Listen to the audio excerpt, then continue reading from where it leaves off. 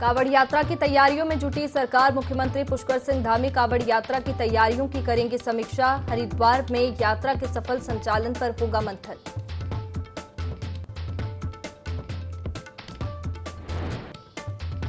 नरेंद्रनगर में आज से शुरू होगी G20 इंफ्रास्ट्रक्चर वर्किंग ग्रुप की बैठक। शहरों के मूलभूत ढांचागत विकास पर होगी चर्चा।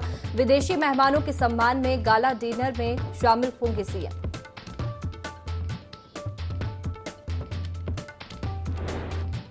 प्रदेश में अगले 4 दिन तक भारी बारिश का अलर्ट। मैदानी इलाकों से लेकर पर्वतीय इलाकों में भारी बारिश का ऑरेंज अलर्ट जारी। कई जगह भूस्खलन की भी आशंका।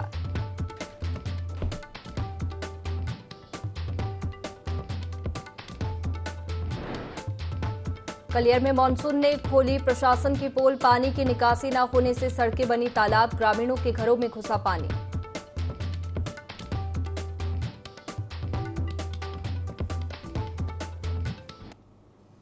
नमस्कार, आप देख रहे हैं देवभूमि लाइव। मैं हूं आपके साथ में वैष्णवी। खबर की शुरुआत करेंगे नरेंद्रनगर से, जहां उत्तराखंड में G20 की तीसरी बैठक शुरू होगी। बैठक कल के शहर मुद्दा पर चर्चा होगी और भविष्य के शहरों को लेकर मंथन हो रहा है। बता दें कि G20 के इंफ्रास्ट्रक्चर ग्रुप की ये बैठक हो रही है। 28 जून तक ये बैठक चलेगी।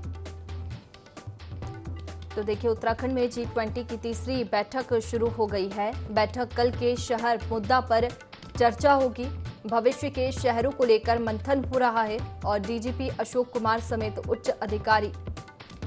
बता दें कि भविष्य के शहरों को लेकर मंथन हो रहा है। G20 के इंफ्रास्ट्रक्चर ग्रुप की ये बैठक हो रही है। 28 जून तक ये बैठक चलेगी। तो देखिए, उत्तराखंड में G20 की तीसरी बैठक शुरू हो गई है। चलिए इसी पर जानकारी लेंगे। स्टेट हेड अजय डोंडियाल हमारे साथ में फोन लाइन पर जुड़ गए हैं। अजय जी, उत्तराखंड में G20 की तीसरी बैठक हो रही है, किन मुद्दों पर चर्चा होगी और कितने सत्र होंगे? देखिए वैष्णवी, ये इंफ्रास्ट्रक्चर ग्रुप की बैठक है और इसमें सिर्फ और सिर्फ इंफ्रास्ट्रक्चर पर बात होगी। जैसे कि मुद्दा है बैठक का कि कल के शहर, यानी कल भविष्य के शहर कैसे होंगे, जो नए शहर बसेंगे उन शहरों में कैसी इंफ्रास्ट्रक्चर होगा, कैसी व्यवस्थाएं होंगी, कितनी किस ढंग से सुविधाएं जुटाई जाएंगी, ताकि जनता के लिए, नागरिकों के लिए, उन शहरों में रहने वाले लोगों के लिए बेहतरीन सुविधाएं हो। इस इंफ्रास्ट्रक्चर ग्रुप इसी चीज पर चर्चा कर रहा है, इसी चीज पर मंथन कर रहा है। विश्व भर में G20 शहर जो है, 20 देशों के शहर जो आपस में बात कर रहे हैं कि हमारे अपने अपने देशों में, 20 देशों में कैसे शहर विकसित किए जाएंगे, नए शहर, उनका इंफ्रास्ट्रक्चर कैसा होगा। बिल्कुल अजय जी, और कितने डेलीगेट्स यहाँ इस बैठक में शामिल है और क्या तैयारी है? देखिए, 20 देशों का G20 जो समूह है वो 20 देशों का है और 16 देशों के डेलीगेट्स इसमें आए हुए हैं और 28 तारीख तक ये मीटिंग चलेगी। यानी आज पहली बैठक, आज शुरू हुआ है पहला सत्र, फिर कल होगा, फिर परसों होगा और परसों इस बैठक का समापन होगा। चलिए, बहुत शुक्रिया सर जानकारी के लिए।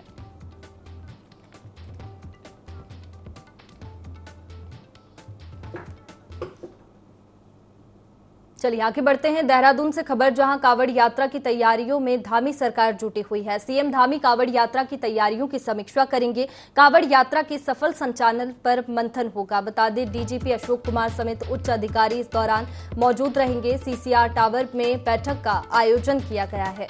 तो देखिए, कावड़ यात्रा जल्द शुरू होने जा रही है। कावड़ यात्रा की तैयारियों में सीएम धामी सरकार जुटी हुई है। सीएम धामी कावड़ यात्रा की तैयारियों की समीक्षा करेंगे। कावड़ यात्रा के सफल संचालन पर मंथन होगा। इसके साथ ही डीजीपी अशोक कुमार समेत उच्च अधिकारी इस दौरान मौजूद रहेंगे। सीसीआर टावर में बैठक का आयोजन किया गया है।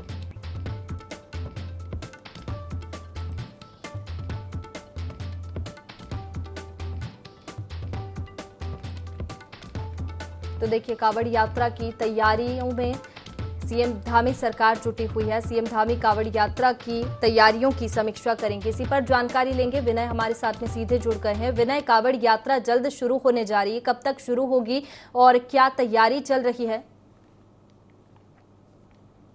जी बिल्कुल, देखिए आपको बता दें कि इस बार जो है कावड़ यात्रा 4 जुलाई से शुरू होने जा रही है, जिसको लेकर के यहाँ पर जो है आज बैठक करने वाले हैं, जिसमें कि पुलिस के बड़े अधिकारी सहित जो है डीजीपी भी वहाँ पर मौजूद रहेंगे और उस पे विचार मंथन किया जाएगा कि इस कांवड़ यात्रा को किस तरीके से जो है इसका संचालन किया जाए और किस तरीके से जो है यहाँ पर जो ट्रैफिक की व्यवस्था है उसको किस तरीके से यहाँ पर देखा जाए, पुलिस की जो तैनाती होगी, सब चीजों को लेकर के जो है आज यहाँ पर बैठक की जाए। बिल्कुल विनय, मानसून का सीजन भी है और ऐसे में कावड़ यात्रा निकलेगी तो उसको लेकर भी कोई ना कोई गाइडलाइन मिल सकती है कावड़ियों के लिए। बिल्कुल देखिए, कांवड़ियों की भी यहाँ पर अगर गाइडलाइन की बात करें तो गाइडलाइन को जो है सरकार यहाँ पर लगातार जारी करती रहती है, क्योंकि मानसून सीजन जो है वो शुरू हो रखा है। साथ ही साथ जो यहाँ पर चारधाम यात्रा भी चल रही है, उस दौरान भी जो है कई बार यहाँ पर गाइडलाइन जारी की गई है। तो इसी के चलते जिस तरह से 4 जुलाई को यहाँ पर कांवड़ यात्रा शुरू होने जा रही है, क्योंकि यही ये सब चीजों को देखते हुए जो है निर्देश जो है मुख्यमंत्री अपने स्तर से जो है यहाँ पर देंगे और किस तरीके से कांवड़ यात्रा रहने वाली है, क्या कुछ व्यवस्थाएं इसमें रहेंगी, इसमें पुलिस के अधिकारियों सहित तमाम जो बड़े अधिकारी हैं विभागों को वो। चलिए, शुक्रिया विनय जानकारी के लिए। आगे बढ़ते हैं। राज्य के आंदोलन में महत्वपूर्ण भूमिका निभाने वाली पार्टी उत्तराखंड क्रांति दल विलुप्त होने की कगार पर है। दरअसल जुलाई में पार्टी का अधिवेशन मसूरी में होना है, जिसके लिए जनपद उत्तरकाशी में पहुंचे पार्टी के शीर्ष कार्यकर्ताओं ने प्रेस वार्ता कर कहा, इस बार पुराने नेताओं को पार्टी में कोई जगह नहीं दी जाएगी, उनकी जगह नए चेहरों को सामने लाया जाएगा।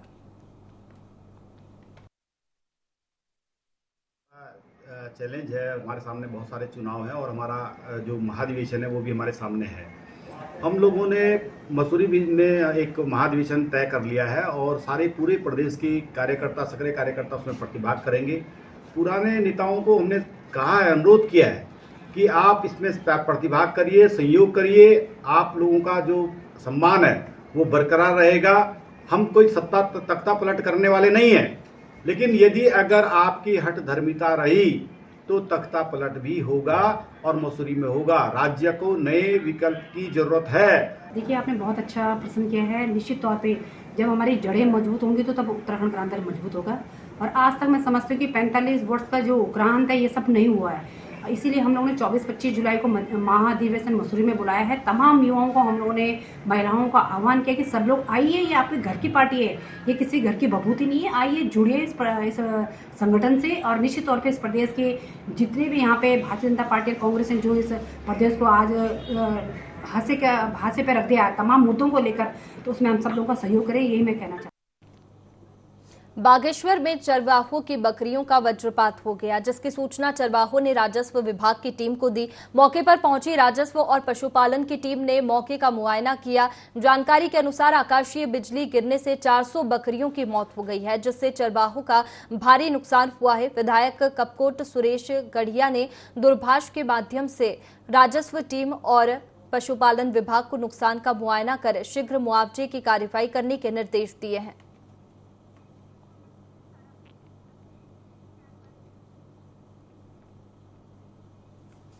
चंपावत जिले के लोहाघाट ब्लॉक के डुमडाई गांव में आजादी के बाद पहली बार वाहन पहुंचा। वाहन के गांव पहुंचने पर ग्रामीणों ने जोरदार स्वागत किया। ग्राम प्रधान कमला देवी ने कहा, गांव के लिए खुशी का दिन है। आजादी के बाद पहली बार गांव का ये क्षेत्र सड़क मार्ग से जुड़ा है। उन्होंने बताया, गांव को ये खुशी जिला पंचायत सदस्य प्रीति पाठक ने दी है, जिनके अथक प्रयासों से गांव की बस्ती सड़क मार्ग से जुड़ी। उन्होंने कहा, सड़क के गांव में पहुंचने से गांव से पलायन रुकेगा, ग्रामीणों के रुके हुए काम अब आसानी से हो सकेंगे।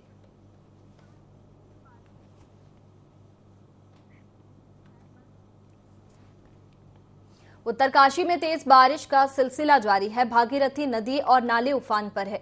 साथ ही गंगोत्री यमुनोत्री राष्ट्रीय राजमार्ग सहित लिंक मोटर मार्ग के खुलने और बंद होने का सिलसिला भी जारी है। जनपद मुख्यालय नगर पालिका वार्ड नंबर 7 ज्ञानसू में तेज से राकेश लाल के मकान सहित 4 आवासीय मकानों की सुरक्षा दीवार टूट गई और मकान में बड़ी बड़ी दरारें पड़ गई है। आपदा प्रबंधन टीम मौके पर पहुंची। वहीं मकान में रहने वालों का कहना है कि यदि सुरक्षा नहीं की गई तो मकान क्षतिग्रस्त हो सकते हैं। मकान में रहने वाले लोगों ने जिला प्रशासन से मदद की गुहार लगाई है।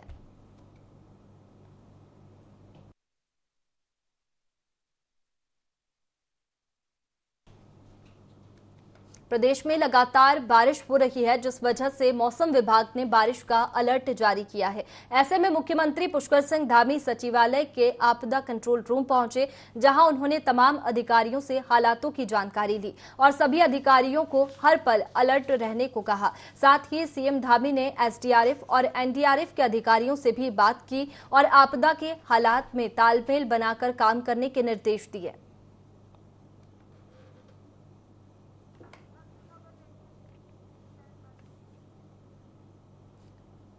खबर लालकुआं से है, जहां हरेला पर्व से पहले नैनीताल दुग्ध उत्पादक सहकारी संघ ने बड़ी सौगात दी है। आंचल उपभोक्ताओं के साथ ही देश विदेश से आ रहे पर्यटकों को देखते हुए आंचल दुग्ध एवं दुग्ध उत्पादक दरों में कमी का निर्णय लिया है। इसके साथ ही दुग्ध मूल्य प्रोत्साहन योजना के अंतर्गत नैनीताल जिले को 8 करोड़ 35 लाख की धनराशि एक मुश्त आवंटित किए जाने पर दुग्ध विकास मंत्री सौरभ बहुगुणा और सीएम पुष्कर सिंह धामी का आभार व्यक्त किया। ब्रांड को उत्तराखंड में सर्वश्रेष्ठ बनाने के लिए प्रयास कर रहे हैं और उसी क्रम में कल माननीय मंत्री दुग्ध विकास सौरभ बहुगुणा जी से मेरी वार्ता हुई। उन्होंने मुझे निर्देशित करा कि आज पूरे उत्तराखंड में जिस स्तर से पर्यटक आ रहे हैं तो क्या आंचल कर सकता है, तो उसमें विचार विमर्श हुआ। तो हमने कहा, हम उनकी कुछ बोले बहुत अच्छी बात है, तो हमने पर्यटकों के स्वागत में और अपने आम उपभोक्ता को सुविधा देने के लिए 2 रुपये प्रति लीटर दूध के दाम 25 जून से कम करे हैं। साथ ही घी में 40 रुपये प्रति किलो की भारी भरकम कमी करी है। मक्खन में 50 रुपये प्रति किलो और दही में 17.5 रुपये प्रति किलो के रेट हमने कम करे हैं, जिससे कि हमारे पर्यटक आंचल ब्रांड का स्वाद ले सकें और उसको देश और अन्य राज्यों में उसकी चर्चा कर सकें और आने वाले टाइम में आंचल ब्रांड जो है उत्तराखंड का एक बड़ा ब्रांड बने, इसके लिए हमारा प्रयास है।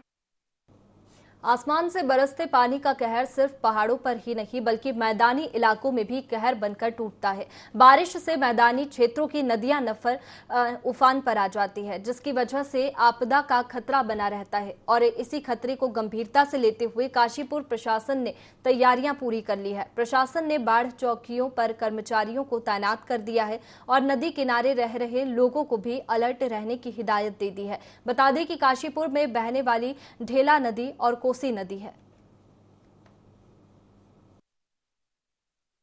आ चुका है, इसको निपटने के लिए हमने एक कंट्रोल रूम भी बनाया है और हमारे यहाँ 2 नदियाँ हैं मेन, एक कोसी नदी और एक ढेला नदी। इसके जो कैचमेंट एरिया में गांव हैं लगे हुए, उन्हीं में बाढ़ का खतरा रहता है। तो इसको देखते हुए 8 बाढ़ चौकियाँ बनाई गई हैं, उसमें ड्यूटियाँ भी लगा दी गई हैं और 2 हमने राहत बचाव केंद्र भी बनाए हैं। एक हमारा नवीन मंडी काशीपुर और एक किसान इंटर कॉलेज कुंडेश्वरी में।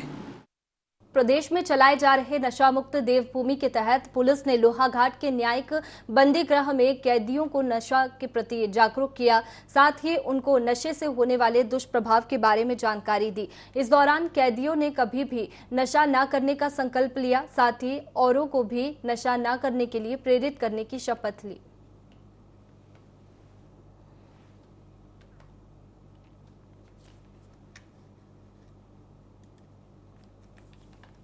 तो प्रदेश में चलाए जा रहे नशा मुक्त देवभूमि के तहत पुलिस ने लोहाघाट के न्यायिक बंदी गृह में कैदियों को नशे के प्रति जागरूक किया, साथ ही उनको नशे से होने वाले दुष्प्रभाव के बारे में भी जानकारी दी है। इस दौरान कैदियों ने कभी भी नशा न करने का संकल्प लिया। इसके साथ ही औरों को भी नशा न करने के लिए प्रेरित किया गया।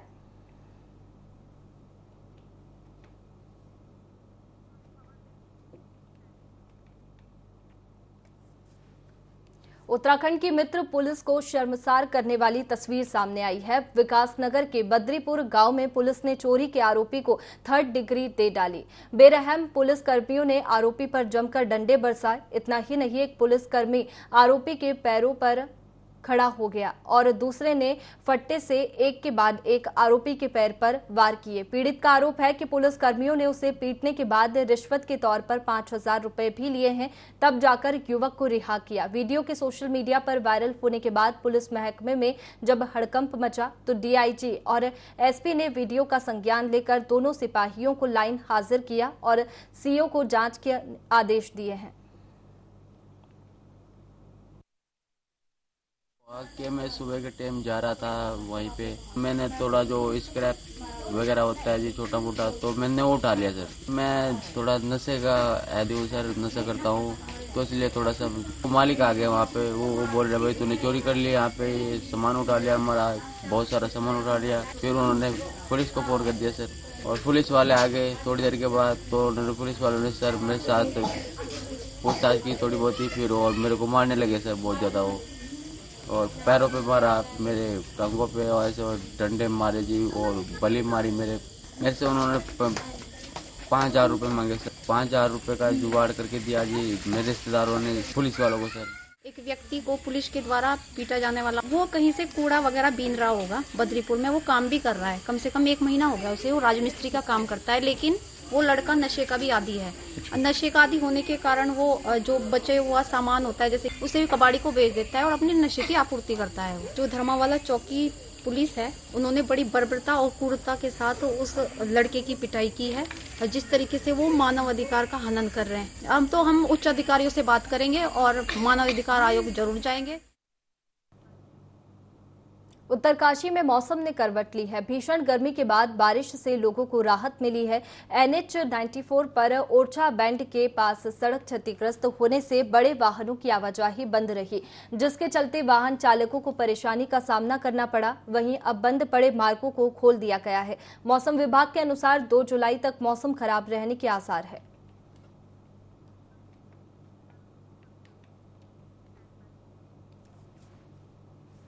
थराली पुलिस ने पॉक्सो के 2 अलग अलग मामलों में 2 लोगों को गिरफ्तार किया है। जहां पहले मामले में आरोपी ने एक नाबालिग के साथ दुष्कर्म किया था, तो वहीं दूसरे मामले में नाबालिग से बलात्कार का मामला सामने आया था, जिसके आरोपियों को पुलिस ने गिरफ्तार कर लिया है। फिलहाल दोनों ही मामलों में आरोपी को गिरफ्तार कर जेल भेज दिया गया है।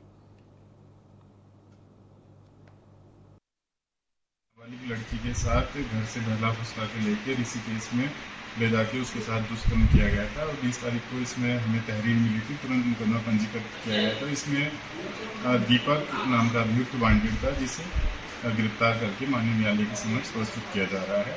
वहीं दूसरा कल एक और घटना प्रकाश में आई थी, जिसमें एक नाबालिग बच्ची द्वारा थराली थाना क्षेत्र अंतर्गत एक बच्चे को जन्म दिया गया था, जिसका तत्काल संज्ञान लेके उसमें अभियोग पंजीकृत किया गया था, और उसमें सचिन नाम के अभियुक्त को गिरफ्तार कर माननीय न्यायालय में प्रस्तुत किया।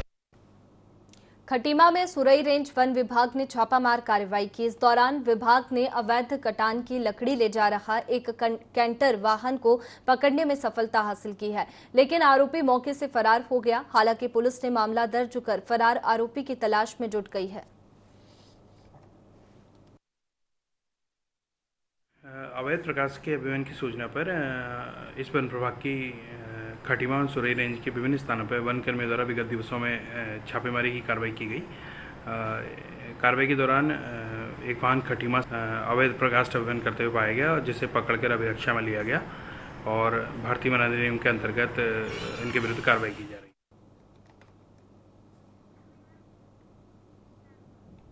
चलिए आगे बढ़ते हैं। चमोली में मंडल के पास वाहन दुर्घटनाग्रस्त हो गया, जिसमें 11 लोग घायल हो गए। स्थानीय लोगों और पुलिस की मदद से घायलों को रेस्क्यू किया गया।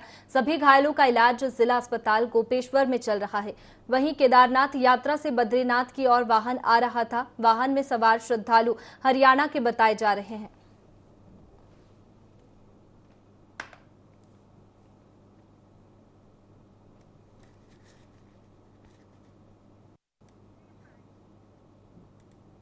तो चमोली में मंडल के पास वाहन दुर्घटनाग्रस्त हो गया, जिसमें 11 लोग घायल हो गए। स्थानीय लोगों और पुलिस की मदद से घायलों को रेस्क्यू किया गया। सभी घायलों का इलाज जिला अस्पताल गोपेश्वर में चल रहा है। वहीं केदारनाथ यात्रा से बद्रीनाथ की ओर वाहन आ रहा था। वाहन में सवार श्रद्धालु हरियाणा के बताए जा रहे हैं।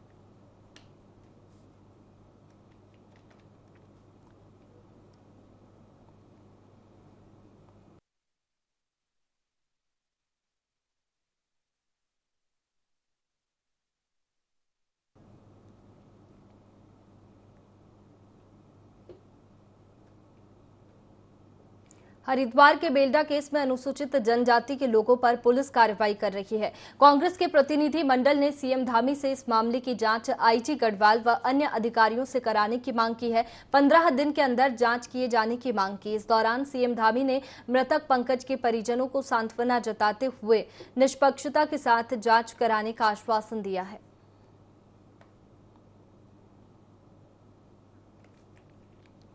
तो हरिद्वार के बेलडा केस में अनुसूचित जनजाति के लोगों पर पुलिस कार्रवाई कर रही है। कांग्रेस के प्रतिनिधि मंडल ने सीएम धामी से इस मामले की जांच आईजी गढ़वाल व अन्य अधिकारियों से कराने की मांग की है।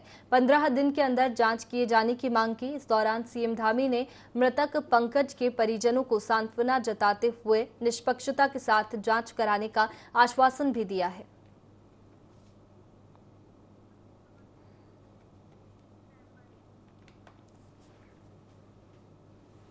उत्तराखंड में स्टिंग मामले को लेकर सियासत गर्मा गई है। कांग्रेस भाजपा पर चुनाव से पहले विपक्ष के नेताओं का उत्पीड़न करने का आरोप लगा रही है। वहीं भाजपा के प्रदेश प्रवक्ता मधु भट्ट का कहना है कि मामले की जांच सीबीआई कर रही है। कांग्रेस सीबीआई की जांच से घबरा गई है। कांग्रेस के नेता सही है तो फिर जांच से क्यों डर रहे हैं?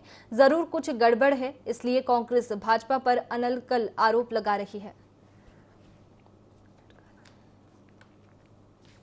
तो उत्तराखंड में स्टिंग मामले को लेकर सियासत गर्मा गई है। कांग्रेस भाजपा पर चुनाव से पहले विपक्ष के नेताओं का उत्पीड़न करने का आरोप लगा रही है। वहीं भाजपा के प्रदेश प्रवक्ता मधु भट्ट का कहना है कि मामले की जांच सीबीआई कर रही है। कांग्रेस सीबीआई की जांच से घबरा गई है। कांग्रेस के नेता सही है तो फिर जांच से क्यों डर रहे हैं? जरूर कुछ गड़बड़ है, इसलिए कांग्रेस भाजपा पर अनर्गल आरोप लगा रही है। निश्चित रूप से देखिए, अब जिस प्रकार से ये मामला आया है, ये मामला जो है सीबीआई के द्वारा इसमें जांच की जा रही है। सर्वोच्च एजेंसी है, इसमें वो जांच कर रही है। और जांच से क्यों बौखलाहट है कांग्रेस को? क्यों इनके अंदर इतनी बेचैनी क्यों हो रही है? अगर ये निष्पक्ष, अगर ये दूध के धुले हुए हैं तो होने दीजिए जांच। दूध का दूध, पानी का पानी हो जाएगा। आने दीजिए सबके सामने सत्य। और सत्य से क्यों डर रहे हैं ये लोग? सत्य से इसलिए घबरा रहे हैं क्योंकि कहीं ना कहीं लगता है कुछ ना कुछ अंदरूनी जो है कुछ ना कुछ बाहर आएगा, इसलिए ये सीबीआई जांच से घबरा रहे हैं।